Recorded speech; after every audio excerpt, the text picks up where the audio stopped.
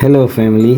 As the school holidays are coming around, we decided to get our boys bicycles so they can cycle around and don't get bored in the day.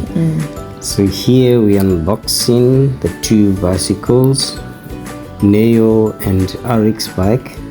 This one is Arik's one, as we're assembling and putting it together. Yes. So he wanted a red bicycle, so there was no red. So he went with green, which is beautiful. He loves it. He was so happy This about it. looks like a little scooter, but it's a bicycle. Yes. So he's happy about it. And here we're assembling Neo's bicycle. Neo's bicycle. As you can see, all smiles. That big smile from left ear to right ear. Like, wow, he got what he wanted. Happiness. And here they were riding, Test driving the bicycles. Arik and Neo coming past there from the top.